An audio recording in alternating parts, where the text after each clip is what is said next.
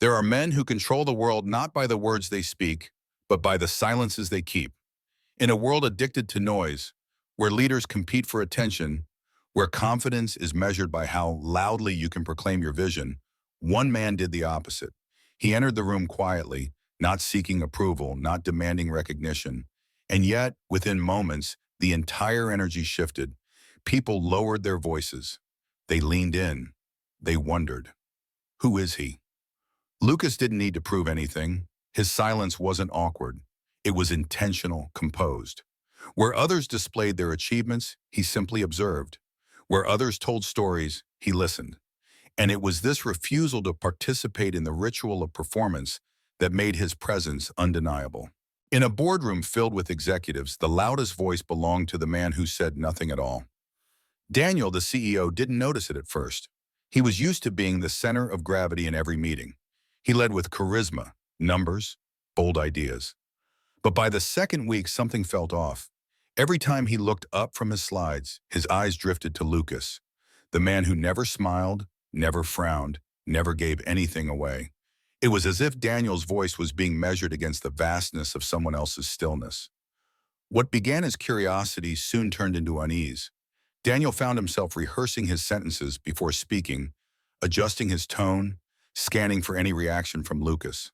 But Lucas remained neutral, not indifferent, not hostile, just still. And in that stillness, Daniel began to unravel. He couldn't understand why. He had handled tougher rooms, more combative critics, but Lucas wasn't a critic. He wasn't even engaged, and that made him infinitely more powerful. True influence, psychologists note, often lies not in persuasion but in presence. The strongest personalities don't push, they pull. They don't demand attention, they command it through their very refusal to seek it. This is not mysticism, it is behavioral science. The human brain seeks patterns and validation. When faced with ambiguity, we project our own fears and desires onto the unknown. Lucas, by offering nothing, became a canvas for Daniel's deepest insecurities. By the end of the third week, Daniel wasn't focused on quarterly goals or investor metrics. He was consumed by one question. What does Lucas think of me? And that question, unanswered, began to rewrite everything. Because when your sense of worth depends on being seen by someone who refuses to look, you begin to lose yourself. And that's how the void takes hold. Not through action, but through absence. Not by force, but by silence. Daniel's descent was not dramatic. It was quiet, incremental, like water eroding stone. At first, he dismissed it as a passing frustration. Lucas was just a consultant, he told himself. He'd be gone in a few weeks. But the feeling didn't pass. Instead, it deepened. Every meeting became a stage. Every conversation a performance, aimed not at the board, not at the team, but at one silent man who never applauded. He began to doubt his decisions. Was his leadership truly effective, or had people simply learned to agree to avoid conflict? Without Lucas's validation, Daniel started to question what had once been instinctive.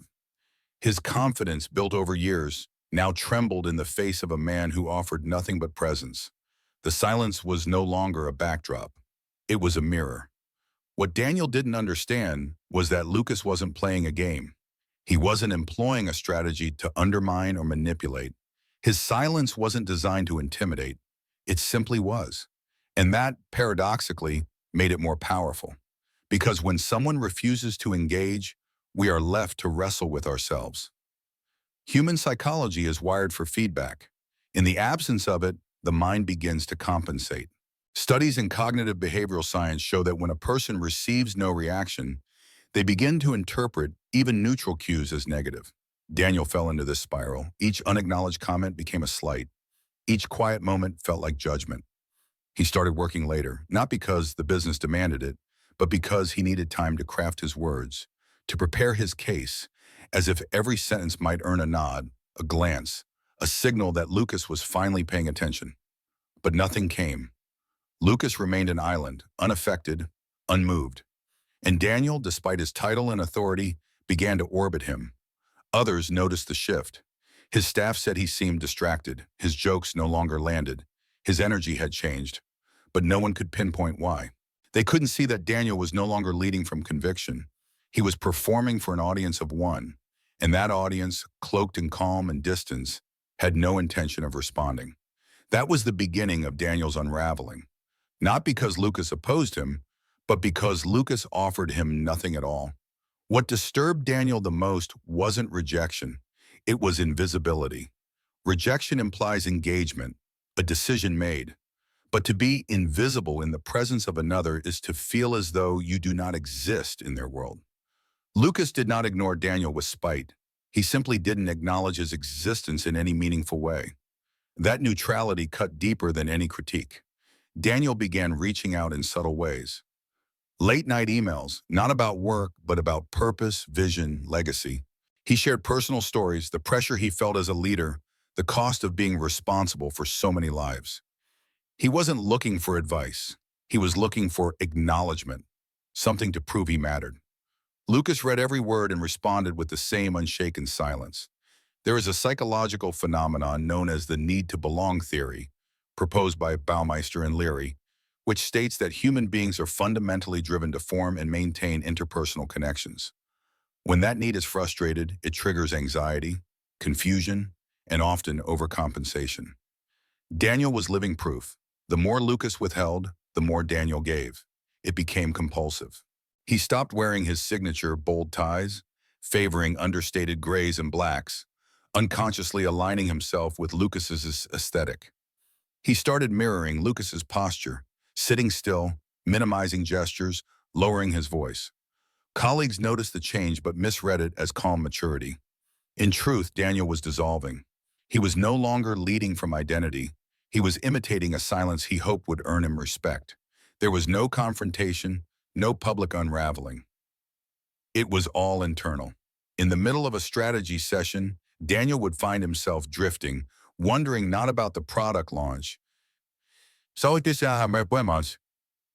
but whether Lucas found his approach insightful. He had stopped thinking like a CEO. He had started thinking like a supplicant. And Lucas? He remained exactly as he had always been, unmoved, unchanged, untouched by the emotions he stirred in others. Because the void doesn't act. It receives, it absorbs, and in doing so it becomes the silent center around which everything else begins to spin. Daniel, once the sun in his own solar system, was now just a satellite orbiting a silence he couldn't break. There was a morning when Daniel arrived at the office before anyone else. He sat alone in the dim light of the conference room, not to prepare for a meeting, but simply to rehearse how he might speak if Lucas ever addressed him directly. The thought was absurd, even to Daniel, but he couldn't stop himself. It was no longer about leadership. It was about being seen. This shift marked the loss of Daniel's internal compass. He had once been decisive, bold, and clear. Now he second-guessed everything. Every email was drafted and redrafted. Every meeting was filtered through the question, would this impress Lucas?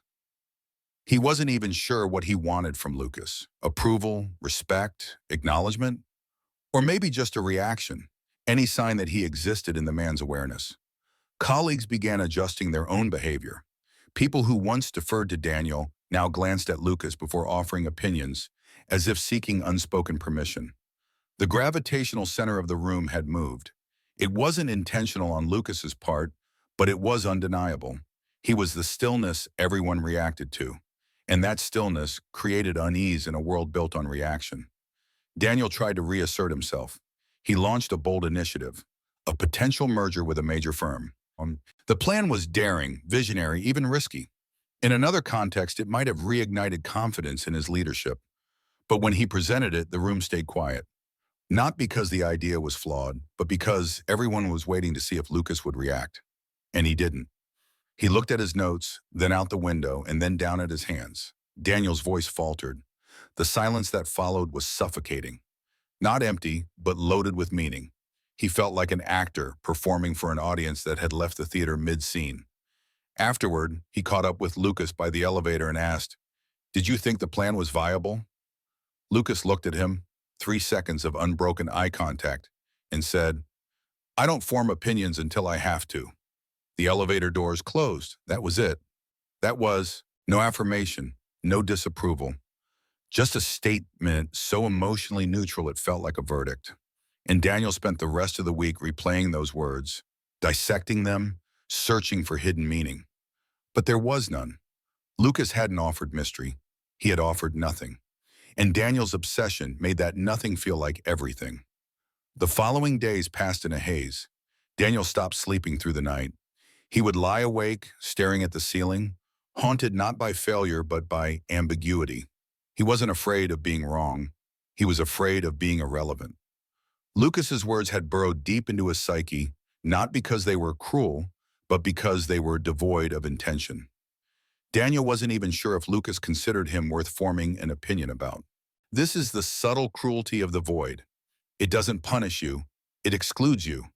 In doing so, it forces you to measure yourself against absence. And when people are denied clear feedback, they turn inward, projecting their own insecurities into the silence. Daniel began seeing ghosts in every pause, judgment in every breath that never came. He found himself pulling back in meetings, deferring to others, even junior staff. He didn't trust his instincts anymore. What if his enthusiasm was misplaced? What if his strategy was merely loud and not truly effective? Once a leader begins to ask those questions, authority becomes performance. And Daniel's performance was unraveling. He lost weight. His eyes became sunken. Even his clothes seemed to hang differently, as if he were trying to shrink inside them. He stopped making small talk in the hallway, stopped joining his team for lunch. Every part of him was folding inward, consumed by the question that had no answer. What does Lucas think of me? Lucas, meanwhile, remained the same, unchanged, unbothered, unaffected. He wasn't manipulating anyone. He wasn't trying to dominate the room. He simply refused to engage in the social economy of affirmation and reaction. And in that refusal, he became an enigma, a symbol rather than a person. That's the danger of the void. It isn't a person, it's a mirror. And people, when faced with a mirror that reflects nothing, begin to destroy themselves trying to extract meaning from it. Daniel was no longer chasing leadership. He was chasing clarity. And Lucas, by offering none, became the architect of a collapse he never intended. That is the power of stillness in a world addicted to noise. It reshapes reality not by changing others, but by letting them change themselves. The shift became visible to everyone, though no one dared to name it. Daniel, once the center of gravity in every meeting, now seemed like a man orbiting an invisible force. His staff began to tread carefully around him, unsure whether he was exhausted or simply unraveling. What they didn't know was that Daniel had already surrendered the most essential part of himself, his certainty. In leadership, confidence is not just a tool, it is a signal. When that signal fades, others recalibrate. People stop asking questions. They stop deferring. They begin to lead themselves. And that's exactly what happened. Without a word, Lucas had become the reference point for behavior. People adjusted their tone, softened their assertions, second-guessed their input, all trying to stay within the boundaries of his impenetrable silence. Daniel tried to reassert his identity through overcorrection. He apologized for decisions he hadn't made, took blame for issues outside his control, made concessions in negotiations that were already won. But each of these gestures was not seen as strength. They were seen as instability. When a leader bends too far, people stop seeing flexibility and start sensing fear. Lucas never commented on these changes. He didn't have to. His silence, consistent and unwavering, had become the most dominant voice in the building. There is a psychological principle known as social referencing. People look to others, especially those perceived as calm or competent, to determine how to behave in uncertain situations. Lucas had become that anchor, not because he demanded it, but because he offered no cues at all. And Daniel? He stopped asking what was right. He started asking what Lucas would do. That shift from internal validation to external obsession marked the true transfer of power. It wasn't taken. It was handed over. Voluntarily, desperately. Daniel had become so consumed with earning respect that he forgot how to command it. He wasn't a leader anymore. He was a reflection of another man's silence. This is the subtle tyranny of the void. It doesn't conquer by force. It waits. And in that waiting, it allows others to collapse under the weight of their own unexamined need. Daniel was no longer living his own story. He was trying to be seen in someone else's. And Lucas, unshaken and still, never turned the page. By the sixth week, Daniel was a shadow. He walked the hallways like a man who had misplaced something vital but couldn't remember what it was. He still showed up, still held meetings, still spoke when required, but something fundamental had drained from his voice. Not volume, not vocabulary, essence. He no longer trusted his instincts. Every decision was accompanied by hesitation. Every presentation was diluted by self-doubt. He would pause in the middle of sentences, glancing unconsciously toward Lucas, and every time he would find the same quiet stare, calm and unreadable, offering nothing. Lucas didn't speak much, but when he did, his words carried weight, not because they were profound, but because they were rare. People listened more closely to what is scarce. His silence had created a value economy in which any utterance became precious. That's the paradox of minimalism in communication. The less you give, the more others invest. Daniel found himself arriving early to meetings, not to prepare, but to sit alone in the quiet room and imagine what Lucas might say if asked. He never did. Lucas never volunteered opinions. He never offered feedback unless prompted. And even then, his answers were brief, objective, and emotionally neutral. Daniel tried to mimic him. He began suppressing his own reactions, speaking less, folding into a minimalist presence that he hoped would inspire the same reverence. But imitation without understanding becomes parody. What Lucas embodied as discipline, Daniel performed as desperation, and people could tell. One morning, Daniel stood at the window in his office and asked himself a question he hadn't considered in years. Who am I when I'm not being seen? It hit him like a wave. For so long, he had drawn power from being watched, from being followed, from being admired. But now, in the presence of someone who offered none of that, he felt invisible. And in that invisibility, he realized how much of his identity was built not on truth, but on reflection. The void had done its work, not by breaking him, but by revealing the fragility he had always hidden behind noise. The days blurred together, each one heavier than the last. Daniel no longer led with purpose. He functioned out of routine. His calendar was full, but his mind was elsewhere, always circling back to the same question. Why doesn't Lucas see me? The office had changed. Conversations had grown quieter, more cautious. People who once competed for Daniel's favor now spoke in measured tones, their eyes flicking toward Lucas even when he wasn't speaking. The power dynamic had shifted completely, though no one had declared it. It was felt, not spoken. Daniel's inner world became a battlefield. Each silence from Lucas was a bullet, each non-response a wound. He began journaling at night, filling pages with questions, confessions, regrets. He stopped calling his wife in the evenings, stopped returning friends' messages. They wouldn't understand, he thought. How could they? This wasn't about work. It was about the soul. He didn't blame Lucas. In fact, he began to admire him more deeply, almost reverently. The control, the calm, the complete immunity to social pressure.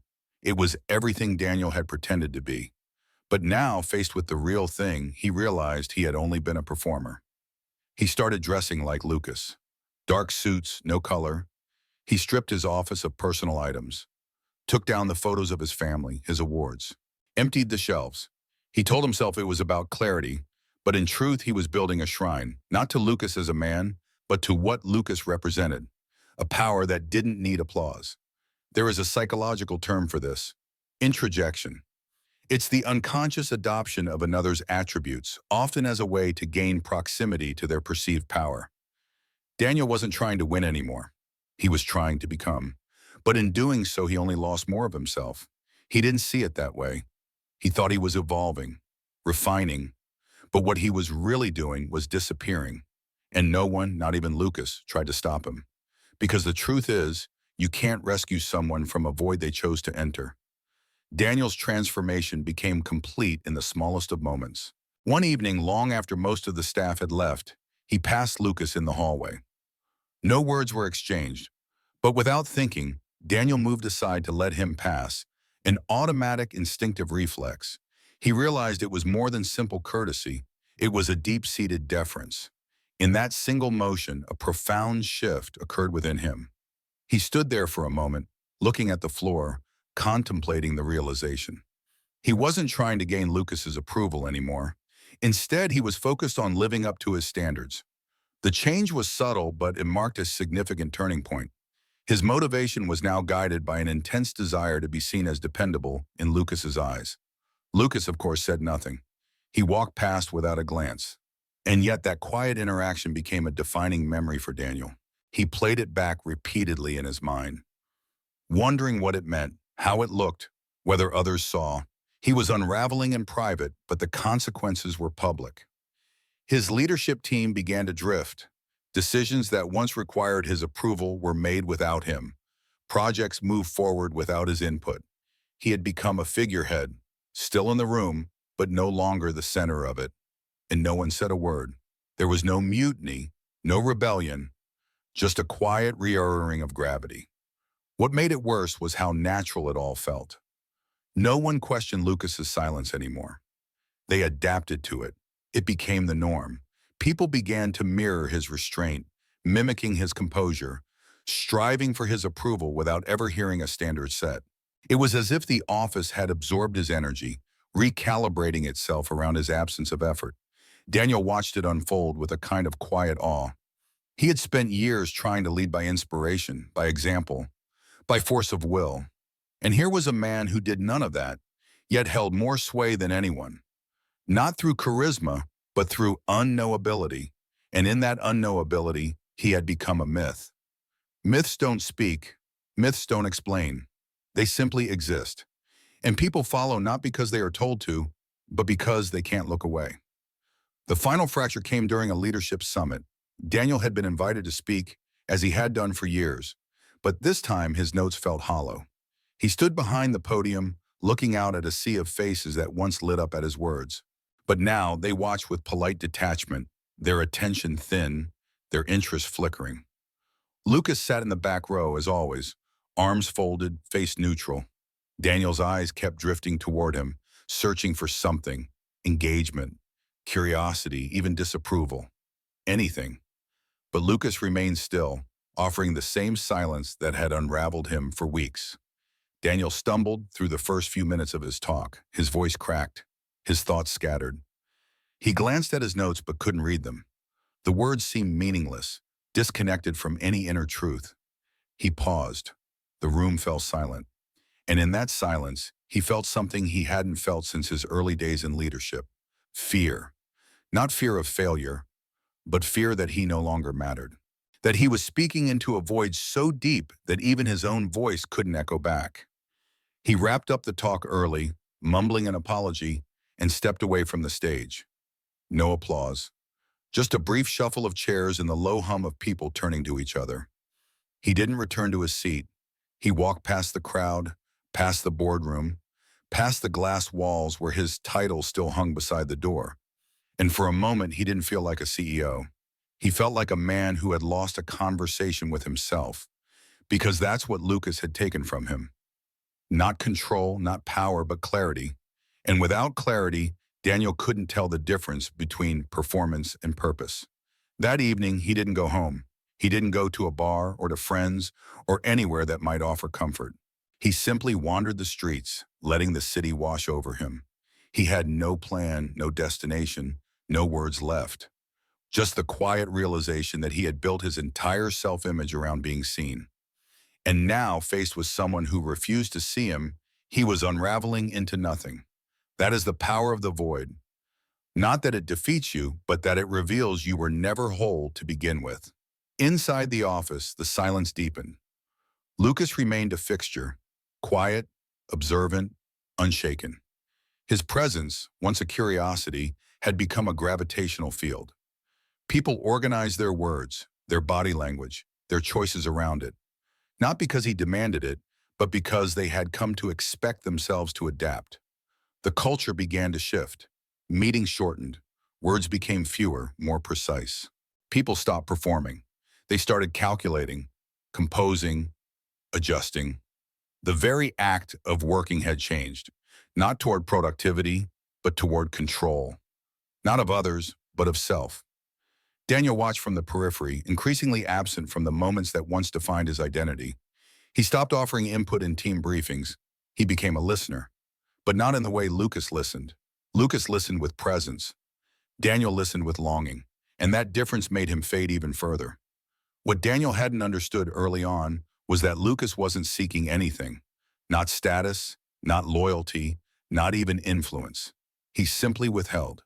And in that withholding, the world poured itself into him. People gave more of themselves in his silence than they ever had in Daniel's speeches. Lucas didn't ask questions, but people answered him anyway. They confessed, they explained, they justified.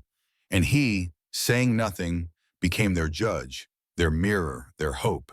Daniel could only watch as those who once looked to him now sought something else, something colder, more abstract, more powerful. By now, Daniel had stopped sleeping entirely. He lived in a state of quiet unrest, hovering between awareness and exhaustion. The reflection in the mirror each morning looked unfamiliar, like someone rehearsing the part of a man who used to be important. He hadn't been fired, he hadn't resigned. He was still the CEO. But titles don't hold power. Attention does. And all attention had shifted. Not because Lucas had claimed it, but because Daniel had relinquished it, piece by piece, trying to earn what could never be given.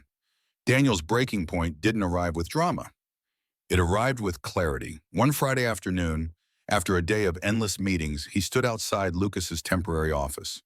The glass walls were bare, no blinds, no personal effects, just a desk, a chair, and a view of the city. Lucas was inside, as always, standing by the window, motionless. Daniel closed the door behind him softly. His hands trembled, but his voice was steady. "I need to know what you think of me."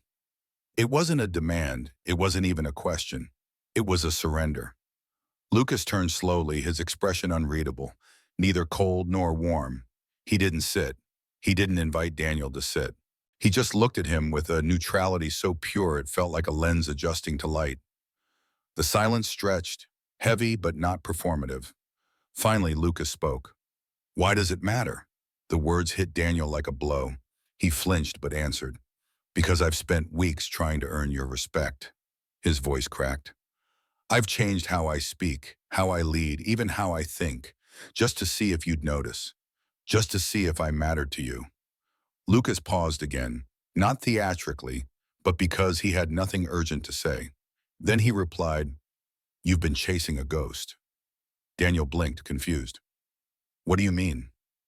Lucas stepped forward, not threateningly, but with the calm of someone who has nothing to prove. "You think I'm judging you, measuring you, waiting for you to be enough?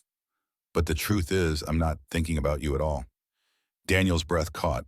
He stared at Lucas as though hearing another language.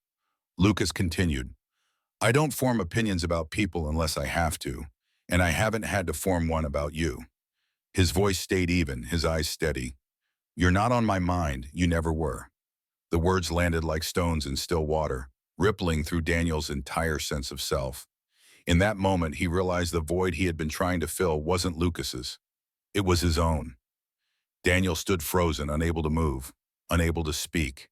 Lucas's words echoed in his mind with brutal clarity. Not cruel, not angry, just factual. And somehow that made it worse. It wasn't personal. It was structural. Lucas didn't hate him. He didn't think about him at all. The silence that followed wasn't awkward. It was complete. Daniel's knees threatened to give out, but he held firm. He wanted to scream, to demand something, recognition, condemnation, anything. But Lucas had already turned back to the window, signaling that the conversation was over. There was no more to say. Nothing had ever really been said at all. Daniel walked out of the office like a man leaving a church after losing his faith. The hallways felt colder, the air thinner. People passed him, offering smiles, nods, small gestures of familiarity. He barely registered them. For weeks he had been trying to crack a silence that wasn't meant to be broken. And now he finally understood. The silence wasn't a wall. It was a mirror, and he had been staring at himself the entire time. That evening, he didn't go home. He walked through the city, past restaurants and street performers, past the noise and movement of a world that suddenly felt distant. He thought of the meetings, the emails, the rehearsed speeches, the desperate attempts to become visible. All of it wasted. He had given everything to a man who offered nothing. And that offering had not been rejected. It had been irrelevant. Lucas didn't celebrate. He didn't acknowledge what had happened. The next morning, he packed his few belongings, a notebook, a black coat, and left the office as quietly as he had arrived. No goodbyes, no closure, just departure, the kind that leaves more questions than answers. The staff watched him go with a reverence they couldn't explain. No one asked where he was going. No one stopped him. They simply let him pass, as if sensing that trying to hold him would be like trying to hold air. Lucas had not taken power. He had revealed where it was always lacking, and in doing so he left behind not a legacy, but a vacuum. One that Daniel could no longer fill because he had emptied himself trying to be seen by someone who had never once looked for him. Lucas's apartment was as empty as his expression. White walls, no art, no clutter. A single chair sat by the window. He poured a glass of water, sat down, and looked out at the flickering city lights below. No celebration, no relief, just stillness. Because for Lucas, this was not a triumph. It was simply how things were. He had not come to break Daniel. He hadn't strategized, manipulated, or even tried. That was the point. The void doesn't pursue. It exists. And in its presence, others either stabilize or collapse under the weight of their own need. Daniel had collapsed. Lucas didn't think about Daniel after he left, not because he lacked empathy, but because he did not attach himself to projections. He understood the nature of human craving, the desire to be known, to be validated, to be seen. But he had long since chosen another path, a path of detachment, not out of coldness, but out of discipline. Machiavelli once wrote that a ruler should never be too predictable, but Lucas went further. He became unknowable, and in doing so, he became untouchable. People can challenge what they understand. They can resist what they see, but they cannot fight what they cannot define. In the stillness of that room, Lucas reflected, not on Daniel, but on the nature of silence itself. In a world addicted to reaction, silence becomes sacred. It is not emptiness. It is form. It is structure. It reveals where others fill space with noise, and it invites only those who can stand within it without needing to be reassured. Outside, the city moved on. Cars honked, phones buzzed, messages were sent and unread. But Lucas remained still, not because he was indifferent, but because he had mastered the rarest form of strength, the refusal to participate in the performance. And in that refusal, he had become not a man, but a presence that reshaped everything around it, without ever lifting a hand. Weeks passed, and Daniel returned to the office a different man, not reformed, not redeemed, just quieter. The team no longer looked to him for direction. They followed procedures, checked boxes, avoided the unspoken void that still haunted the hallways Lucas once walked. There were no pictures of him, no records, just memory, and the echo of a silence that had reordered everything.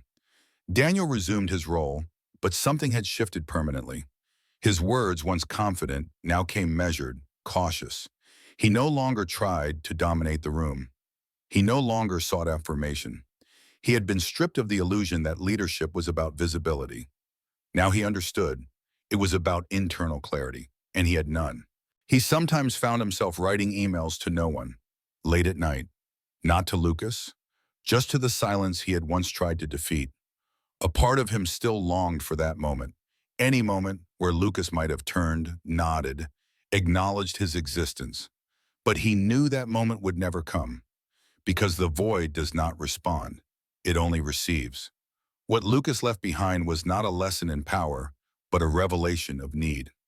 Daniel had not lost to a stronger man. He had lost to the part of himself that needed to be seen. And once you see that part, once it's exposed, you cannot pretend it was never there. Power, Daniel now knew, does not always look like action. Sometimes it looks like stillness. Sometimes it looks like absence. And in the deepest irony, those who give nothing often receive everything. Not because they ask, but because others cannot bear the weight of not being chosen. In the end, Daniel walked away too, not with noise, not with drama, but with a quiet understanding that true strength lies not in how many people hear you, but in how little you need to be heard. And that silence, the very thing he once feared, had become his final teacher. If you found this story compelling, thought-provoking, or emotionally resonant, be sure to like the video, subscribe to the channel, and share your own reflections in the comments below. We'd love to hear how this journey impacted your understanding of power, presence, and the human need to be seen.